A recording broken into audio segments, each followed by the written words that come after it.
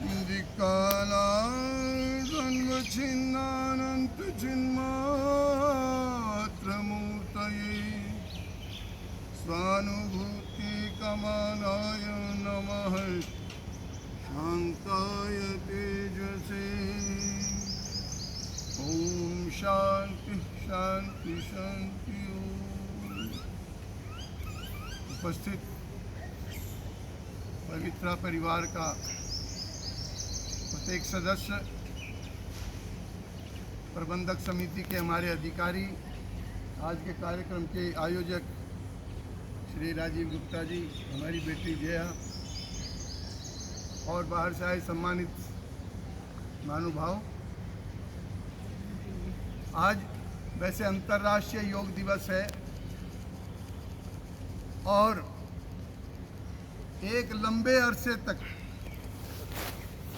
जो चीज केवल ऋषि मुनियों के बीच तक सीमित रही,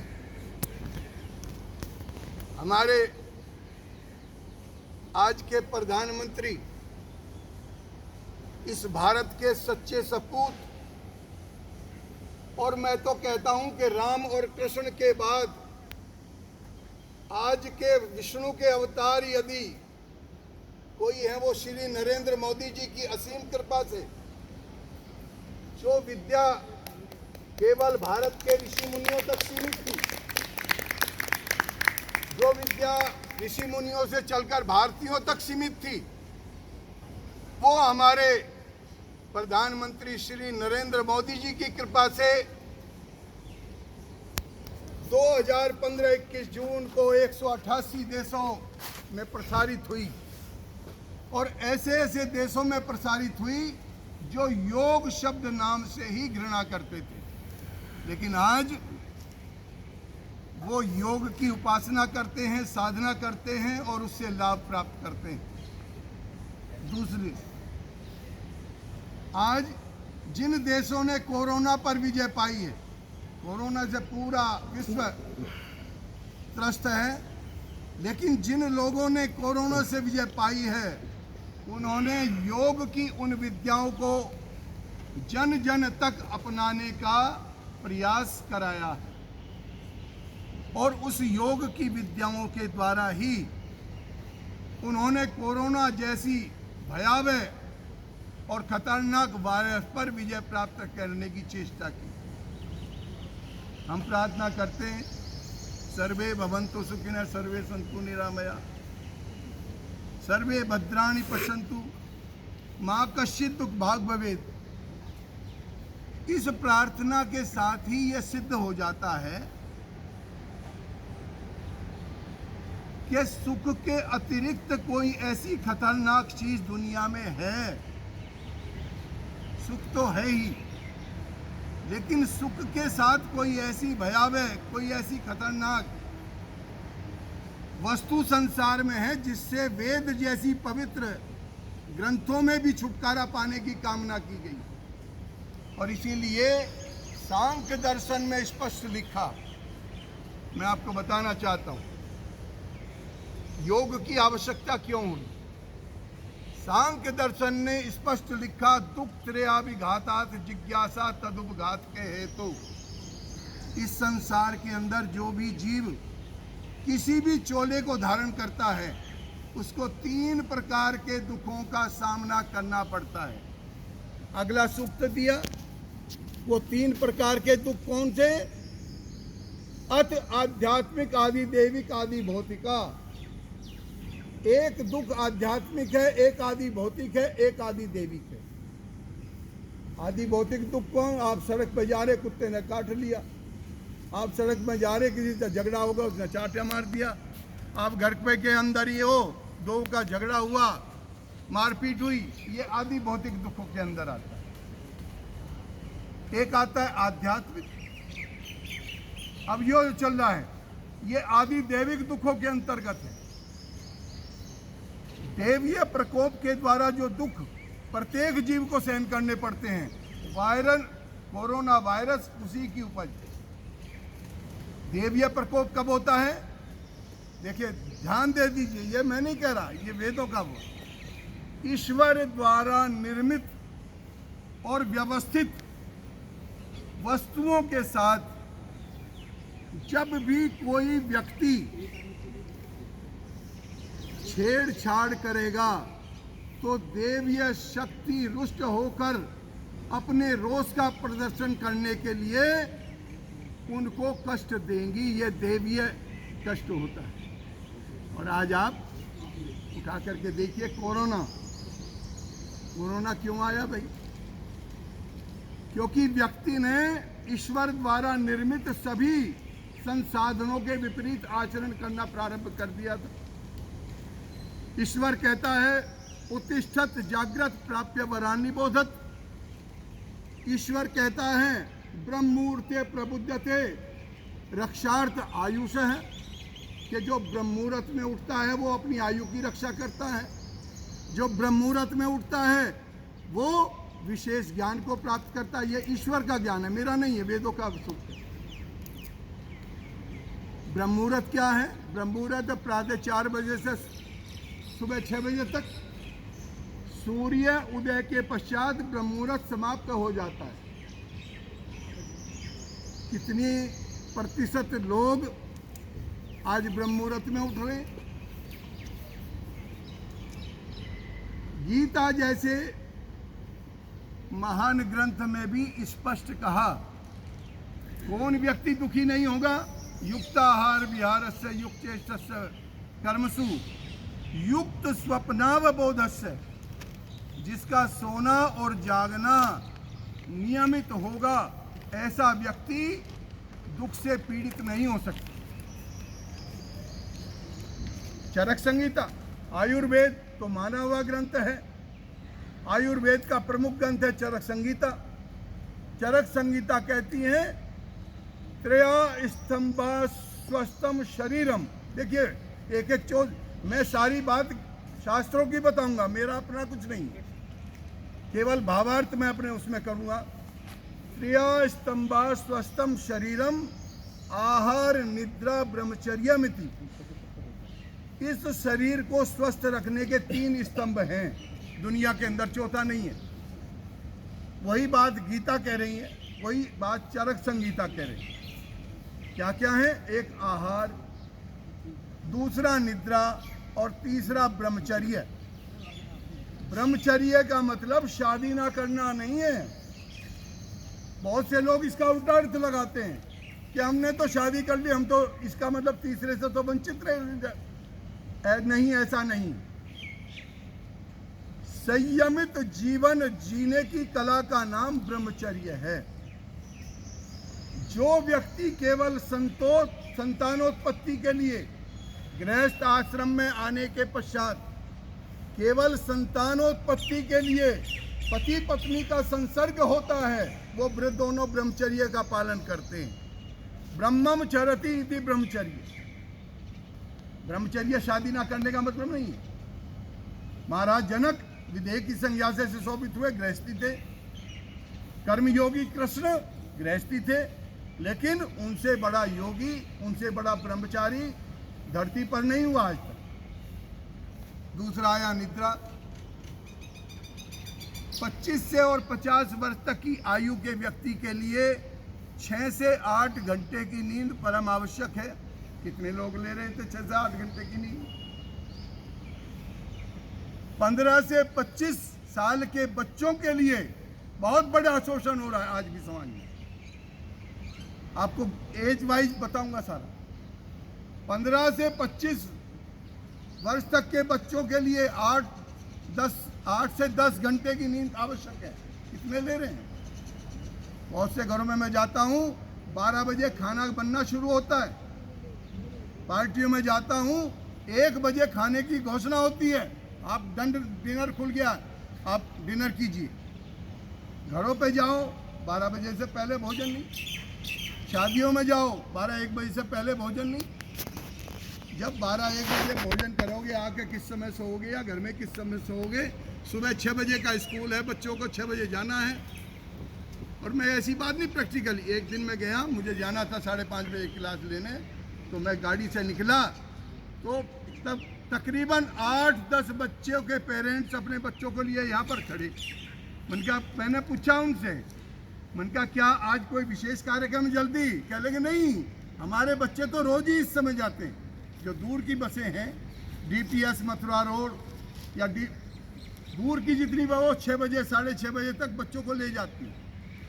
जो बच्चा 12 बजे सो रहा है, 6 बजे उठ रहा है, 6 बजे तो निकल लिया, वो 5 बजे उठता होगा। कितने घंटे की नींद ली? 5 घंटे की नींद ली। लेनी कितनी चाहिए? 10 घंटे की। 50% में लॉस में जा रही।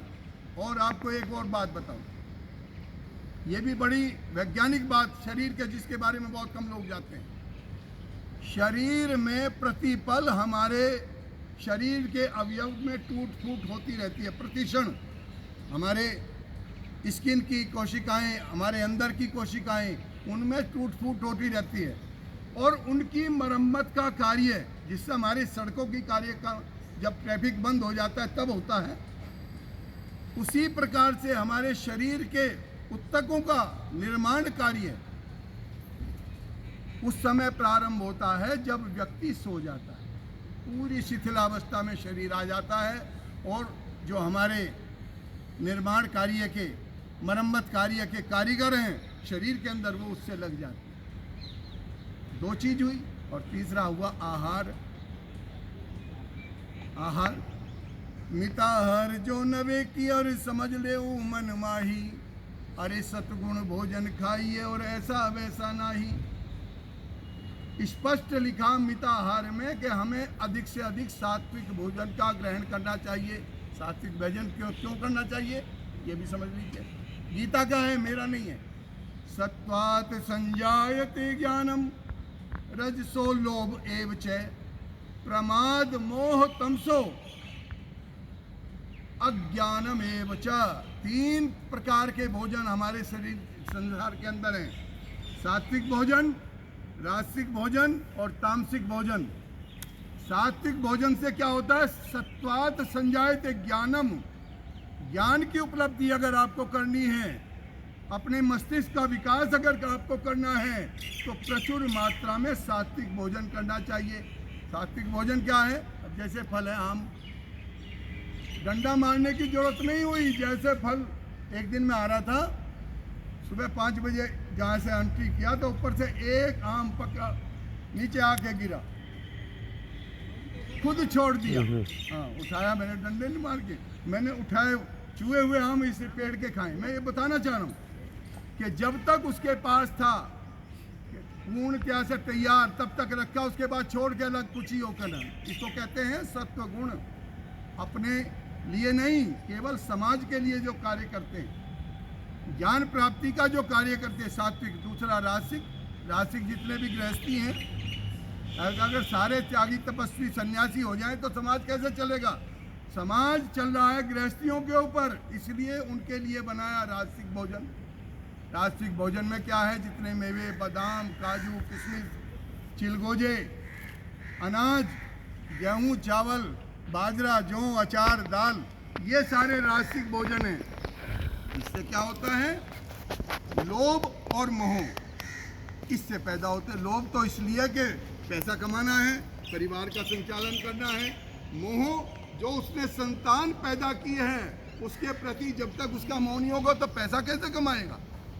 कमा के कैसे लाएगा? उस मोहवशी तो लाता है, इसलिए वो राजसिक भोजन। और तीसरा तामसिक भोजन। लोभ एवच प्रमाद मोह तमसो अज्ञानम एवच। शरीर के अंदर अज्ञानता, शरीर के अंदर प्रमाद, शरीर के अंदर आलस्य, ये तामसिक भोजन के द्वारा आता है। और ऐसा नहीं कि तामसिक भोजन की आवश्यकता नहीं है। हमारी जो निद्रा हम जो लेते हैं, यदि सतोगुण की प्रधानता शरीर के अंदर रहती है तो नींद नहीं आ सकती। जब सतोगुण की प्रधानता समाप्त हो जाती है और तमोगुण की प्रधानता अग्रसर होती है, तब हमें निद्रा अपने आगोश में लेती है। बिना तामसिक भोजन किए या बिना तमोगुण के प्रधान हुए हमें निद्रा नहीं आ सकती। इसलिए ऋषि मुनि जो है कितने घंटे की नींद लेते हैं? 2 घंटे की। हमारे प्रधानमंत्री जी कितना सोते हैं? 4 घंटे। और सोना क्या, वो तो शारीरिक सोते नहीं है, वो शारीरिक थकान दूर करते हैं। सोना अगर किसी को है उसके लिए तामसिक गुण की आवश्यकता है। इसलिए हमको स्वस्थ रहने के लिए, सुखी रहने के लिए अपने भोजन में सात्विक भोजन की, हमारे भोजन में तामसिक भोजन की कम से कम 25% तामसिक भोजन। मैं ये नहीं कहता कि तामसिक ना हो, जितने मिर्च मसाले हैं ये भी सारे तामसिक में ही। और 40% 5 मिनट रुकिए, बस ज़्यादा टाइम नहीं लेंगे। हमारा राजसिक, बस 2 मिनट का काम है, खत्म का। और 40% हमारा सात्विक। इस तरह का भोजन आप करेंगे तो आपका जीवन सुखी रहेगा। दूसरा, कोरोना से संबंधित 1 मिनट में बताता हूँ।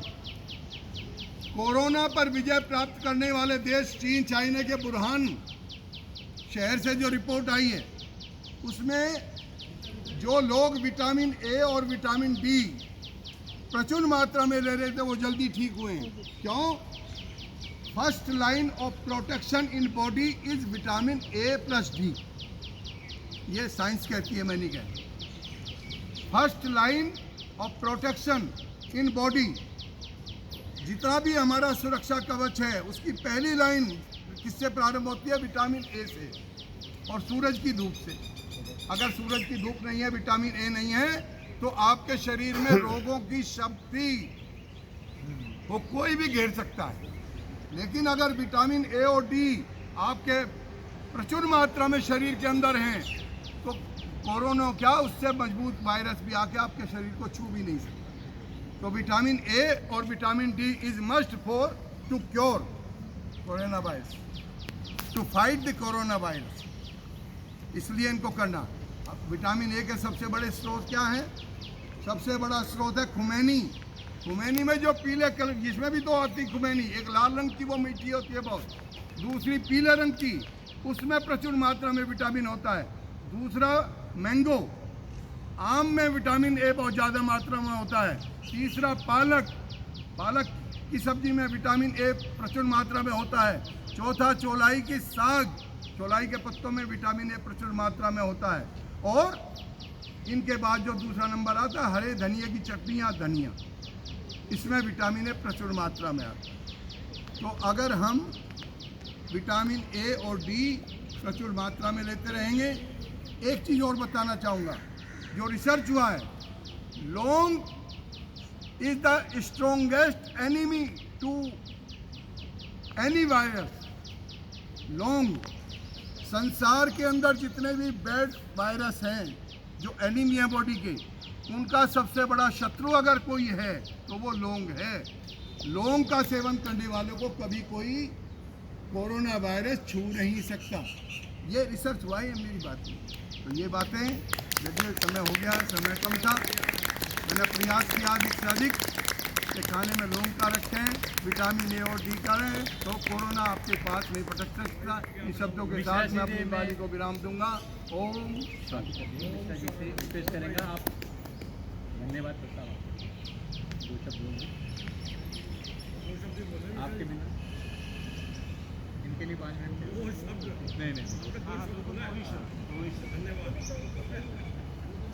अंतर्राष्ट्रीय योग दिवस पे आप सभी लोग आए, हम इसके लिए बहुत बहुत धन्यवाद।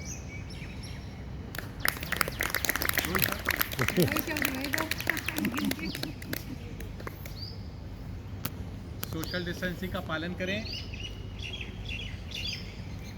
ज़्यादा देर नहीं रुके से यहाँ। निवेदन है कि हम सब लोग वॉक करते हैं, किसी को बिना मास्क के देखें उनको मना करें, मास्क जरूर लगाएं।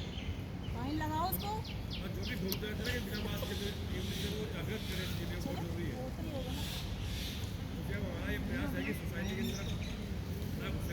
योग मंजरी किसी को ना मिली हो तो वीना जी से ले सकते हैं।